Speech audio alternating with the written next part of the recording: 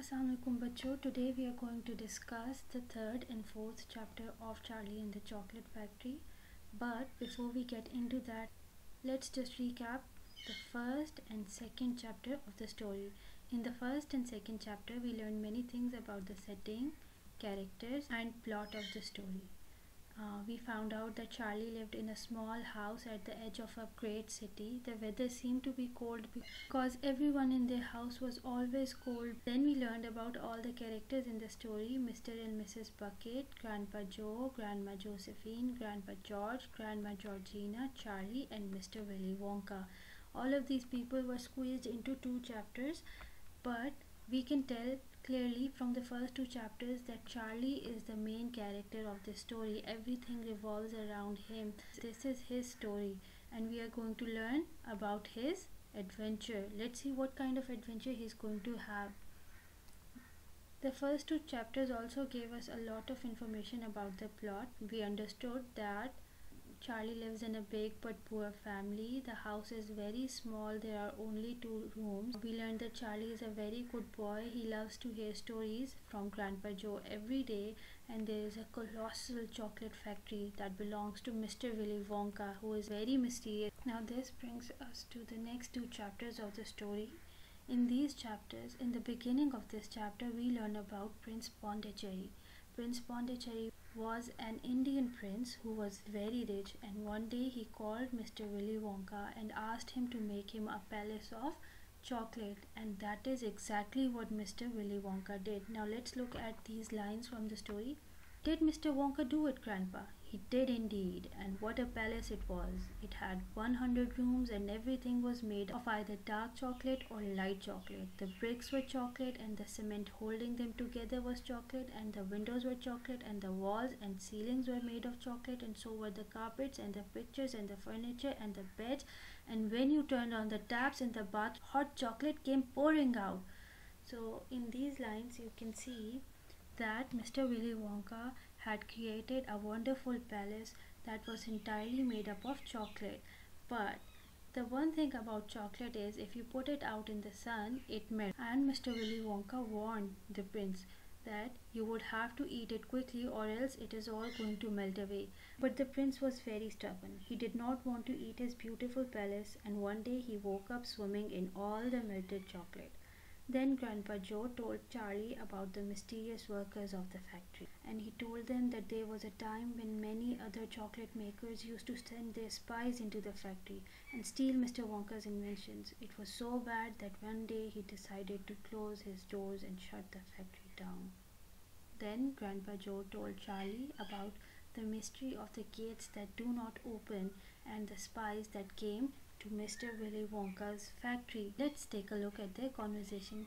I really don't know, Grandpa, Charlie stammered. Whenever I walk past the factory, the gates seem to be closed. But there must be people working there. Not people, Charlie. Not ordinary people anyway. Then who? Cried Charlie. Aha, that's it, you see. That's another one of Mr. Willy Wonka's clevernesses. Now, clevernesses is not a real word, but still, it's a fun word, and the writer is playing with words over here. Now Grandpa Joe is talking about the mysterious part of the factory, and that is that the doors never open and no one knows why. But then when Charlie asks him why it is so, let's see what his answer is. But why? Asked Charlie. Because of the spies. Spies? Yes, all the other chocolate makers you see had begun to grow jealous of the wonderful sweets that Mr. Wonka was making, and they started sending in spies to steal his secret recipes. And they go back to their own factories and tell? Asked Charlie. They must have, answered Grandpa Joe, because soon after that, Pickleburger's factory started making an ice cream that would never melt even in the hottest sun. Then Mr. Prodnose's factory came out with a chewing gum that never lost its flavor however much you chewed it. And then Mr. Slugworth's factory began making sugar balloons that you could blow up into huge sizes before you popped them with a pin and gobbled them up. And so on and so on.